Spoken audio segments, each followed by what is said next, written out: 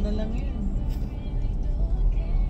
Sinabi ko dun sa ano, pwede na siguro. Pwede na siguro, alam mo kung bakit. Sinabi ko dun sa binan ko, habang buhay siya, wala siyang problema sa wala siyang problema maririnig sa pamamabae. Eh patay na siya, baka pwede na.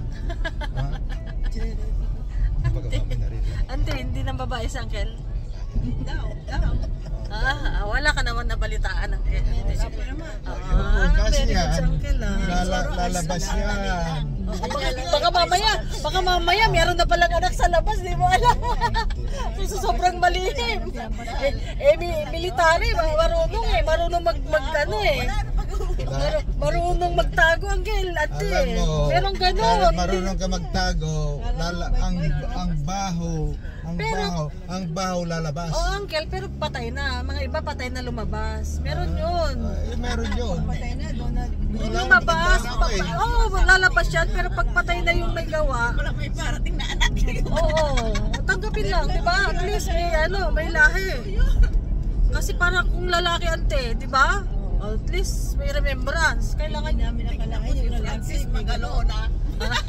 Sino ba yung William? Si Ramon ba yun? Meron. Oo. Kaya hindi natin alam. Si Ramon ba yun? Ay hindi, si yung isa. Yung medyo tahimik. Tahimik mapanganib. Ayun ang tahimik na mapanganib. Si Manong Ilocano. Sa Amerika. Oo. Ikaw, malapit sa ano. Napakabait yun. Oo, mabait nga. Talaga yan nga. Walang alam. Ang huling nakakalam, mga asawa. Yung pala may asawa siya dati. May anak sa Australia. Yan ang anak niya. Nauna. Yung pala, yung pangalawa, itong nurse nito, asawa niyo, pangalawa lang niya. Pangalawa lang niya. Pero hindi alam na asawa niya. At least may lahi. Siya, pangalawa siya.